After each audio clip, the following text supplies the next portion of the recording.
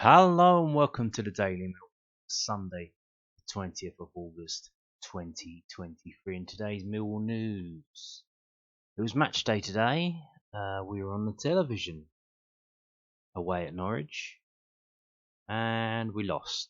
And a lot of people seem to be upset about that. Not necessarily about the loss, but about the way we played, about Gary Rout's reaction to the fans chanting his name in a negative way. So, yeah. This is the match report from millwallfc.co.uk. Lions lose on the road.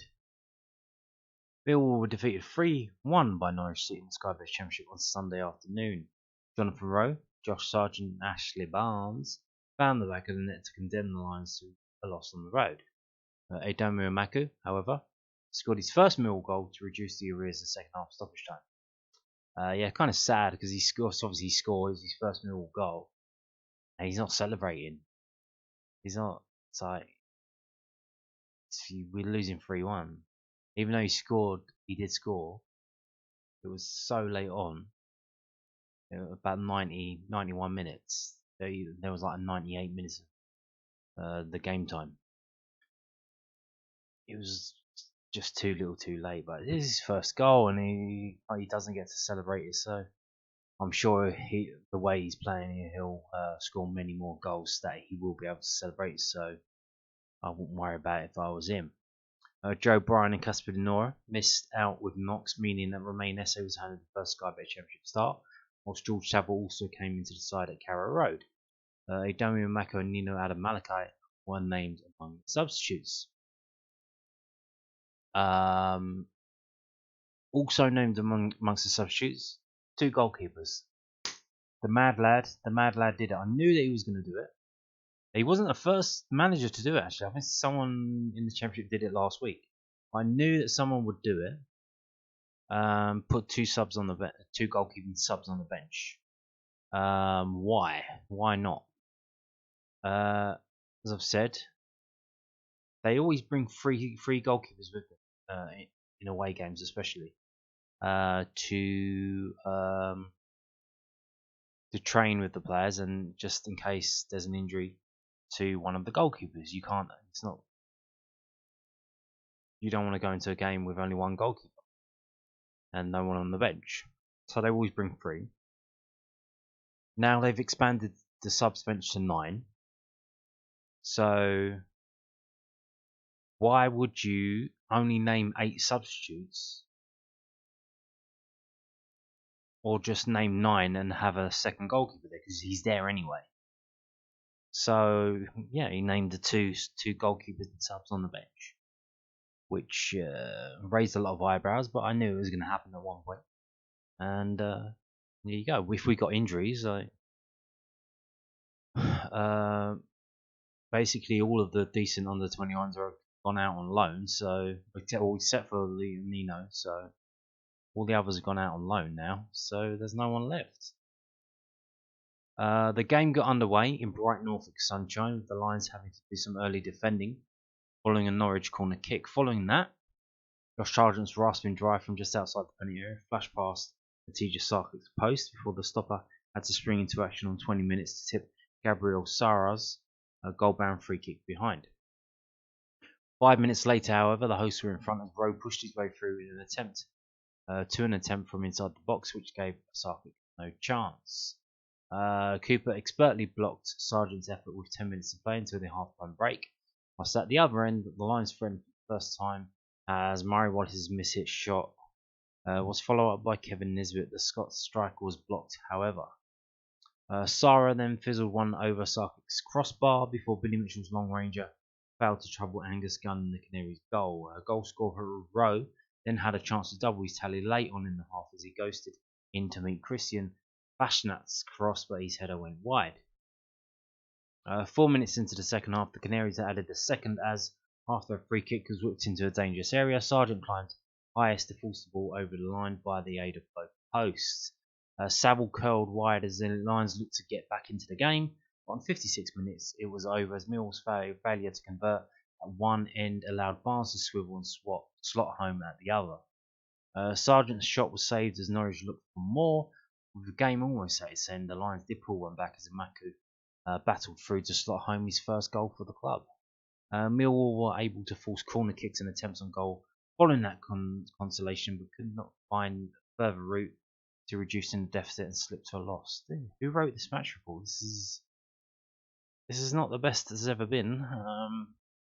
I guess they were kind of upset about the defeat as well, because in terms of that match report was not very good at all.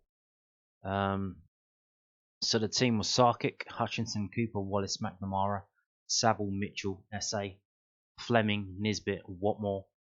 The subs were, of course, on the sixth round about the hour mark, 65 minutes.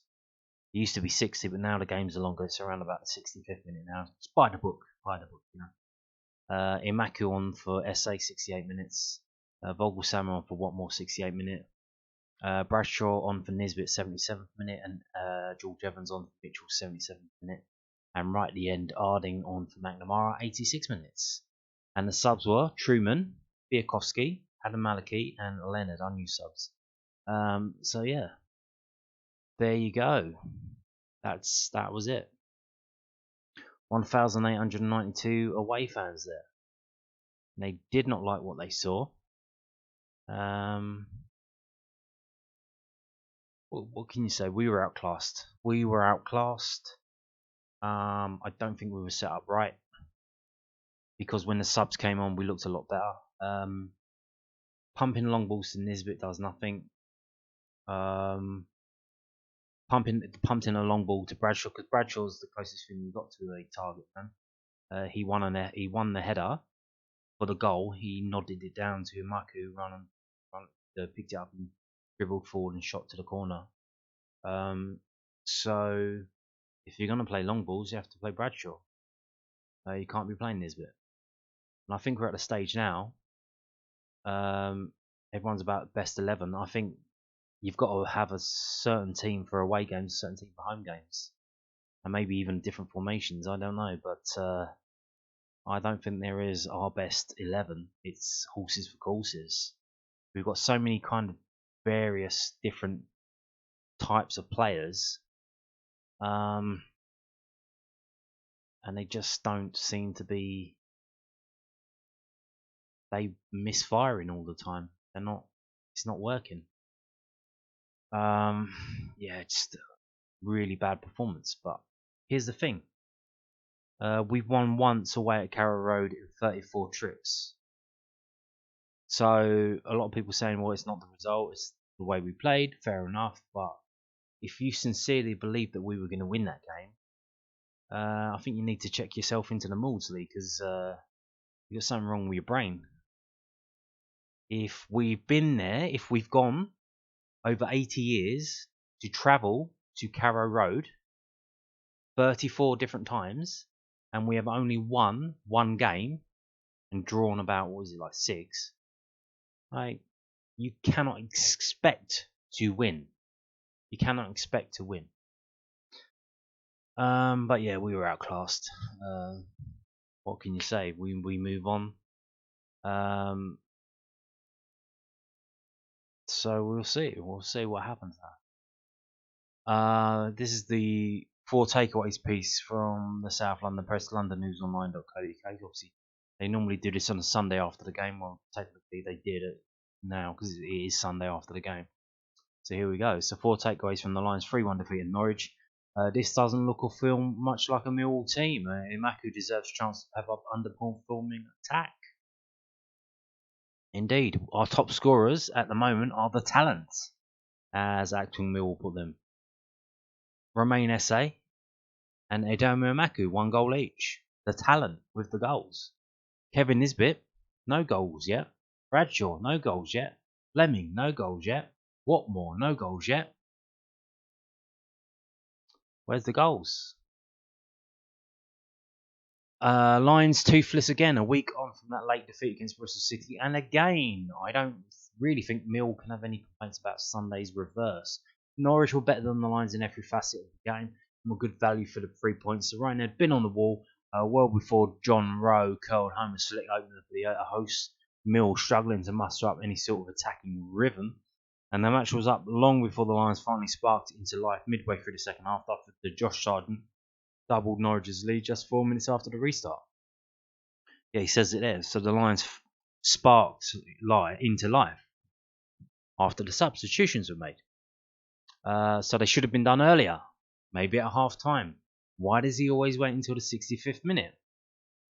It's like he's reading a manual. Like, okay, this is what a manager does, is it? Okay. A case for the defence. A resolute defence has been the hallmark of this Millwall team in recent years, but the Lions' season backline looked alarmingly off the pace in Norfolk, both figuratively and literally. The likes of Sean Hutchinson, Jake Cooper, Murray Wallace, and Danny McNamara all have credit in the bank with the Lions fan base, but none of them covered themselves in glory against the Canaries. The resolute pairing of Hutchinson and Cooper has started to show signs of wear and tear, while Wallace and McNamara are both desperately out of form. New goalkeeper Matija Sarkic was caught in no man's land for Norwich's second goal, but the Serbian shot-stopper is still finding his feet after signing from Wolves. In front of him, though, it's starting to feel like Mill have real issues. Imaku makes his mark, just as he did in pre-season. Adomu Imaku made the most of his opportunity to impress after being called upon at Carrow Road. The Irish forward played a key role in Romain Esse's match-winning goal against Middlesbrough on the opening weekend. Some excellent wing play, but the 19-year-old went one better against Norwich by bagging his first Millwall goal. Fine solo effort. Although it counted for little on the day, the impact Mako is having in his cameo roles is growing by the week. The Lions have a real dearth of place at their disposal. The Lions deploy a similar shape against Stoke next weekend. Mako has done enough for a chance to impress from the off. Well, yes. You've got to play players that are playing well. That's the whole point of. But here's the thing. Now, these days, with all these substitutions that you're allowed,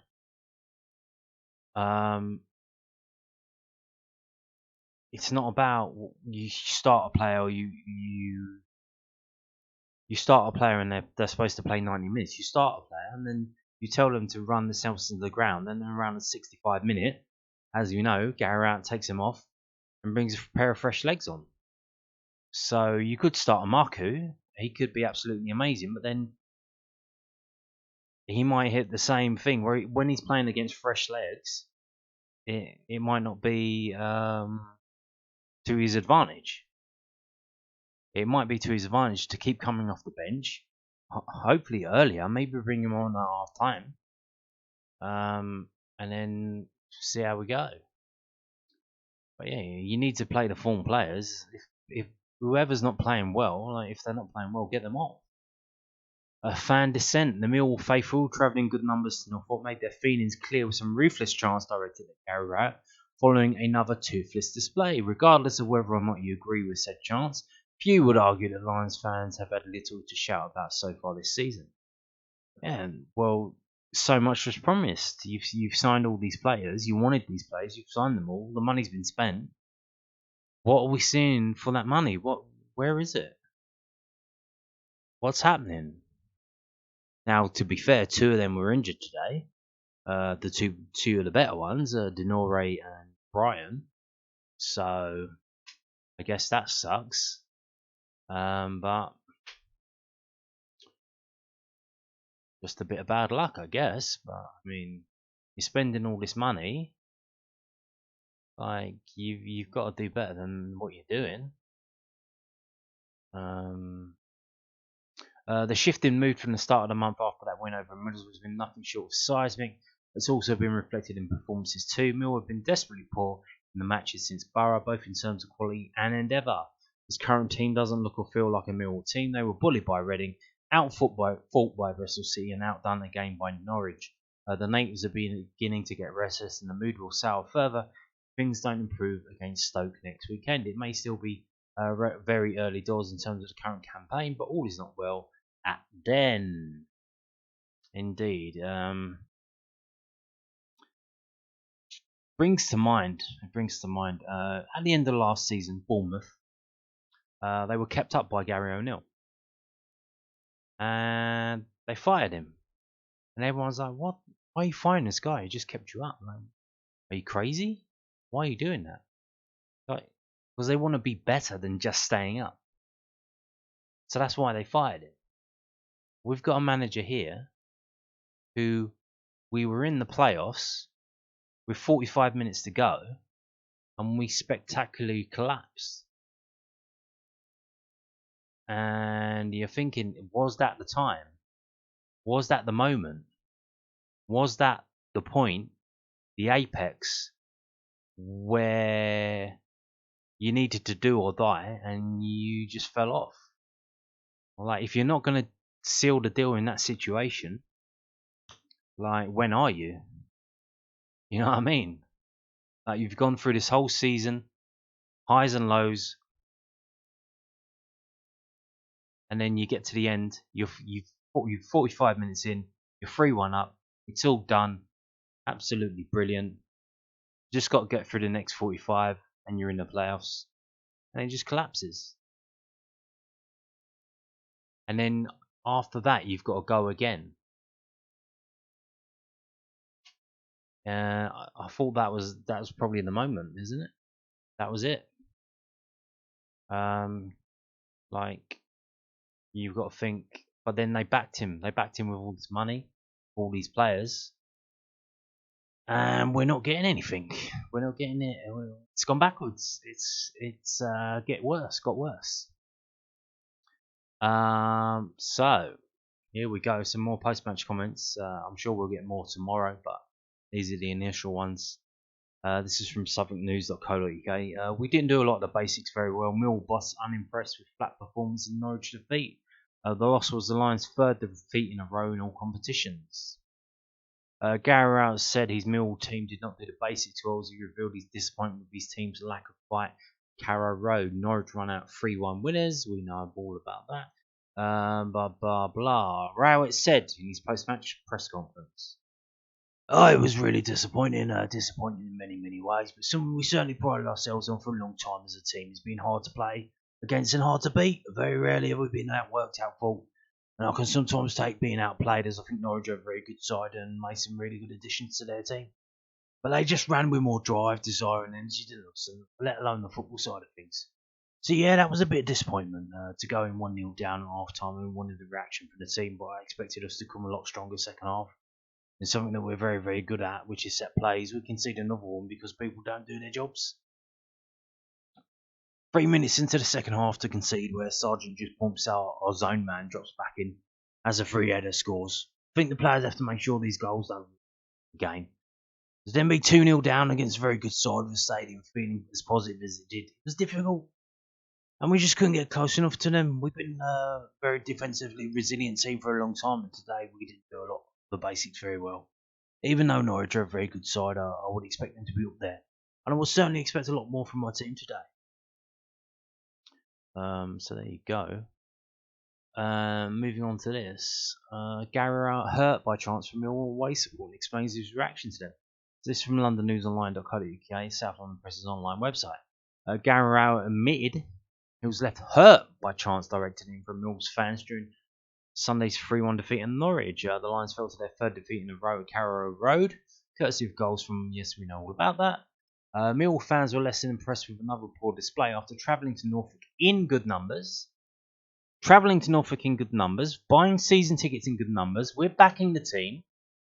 We're turning up. We're spending our money.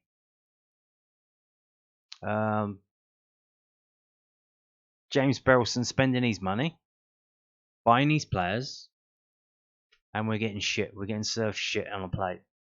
Rowett expressed his understanding at the fans' frustration after the match, but conceded he was saddened by the reaction. Speaking after the match, Rowett said, "First and foremost, if you're a fan and it's your club, you paid your hard-earned money to come to the game. I understand you're not going to be very happy if you see a performance of that hill. And I'll get that. And that's the beauty of football. You can react and you can respond in the way you want. But as a human being, to have worked so hard at this club for 4 years, to get that after 3 games, it's disappointing. And it's hurtful. I've worked incredibly hard away from my family for those years. And I'm not going to lie here and say it's fine. It's not a problem. But I have to take it on the chin. In some ways, I would rather that than direct it at the players, because at the end of the day, I'm the manager. I'm responsible for the performances. And the performance probably hurt me more, if I'm being honest. I can accept that, but not the performance on the pitch. To me, that was probably the most disappointing part of the afternoon. Rowett would also offer up an explanation to his reaction to the chance after he responded with applause. Yes, some say he was mocking the fans. He added, I don't necessarily think I was trying to show my appreciation. I just didn't want to stand there and do nothing, you know. It was just my acknowledgement that was being sung. There's not much really else to say about it. It was disappointing from our perspective, and it is what it is. I don't think any manager up and down the country would say anything different. So yeah, some saying he's being sarcastic. I think, he's saying no. He seems to be saying, yeah, I know. Like, yep, okay, I know, I understand. I'm not happy about it either. So, calls for Rowett to go. But what do the players think? Why are the players playing like this? There is a thing called consent of the governed. Government can only be the government if the people who it's set to govern support it and agree to be governed by them. What's happening here? What are the players? Why are the players playing the way they're playing? Are they not doing what Garrett's telling them to do? Can they not do? Are they not able to do it? They don't understand what he's asking. But going back to consent of the governed, consent of the managed. If you are a football manager, you need the consent of the team to let you manage them. Basically, waffling on, but basically, has he lost the dressing room? You need to not lose the dressing room, and you need to let you be the manager and let you manage them. Is that what's going on? I mean, what is going on? I don't know. It's weird as hell. What the fuck is happening here? High optimism at the start of the season, bringing in all these quality players. Now, to be fair, 2 of them were missing today, but it's just all gone to shit very, very quickly. So I don't know what the hell Garrett's trying to do, what formation he's trying to play. But maybe you should speak to the team and ask them how they want to play, because you can't manage a team that doesn't want to be managed the way you want to manage them. So yeah, like I say, we've got a game next week against Stoke, so we'll see how we go. Actually, just remembered right now while I'm talking to you, under 21s playing tomorrow. Home game against Burnley. It's at Mill's training ground, so yeah, we'll see about that. Yeah, well, what more can you say? That's it. And on that note, thank you for watching, and goodbye.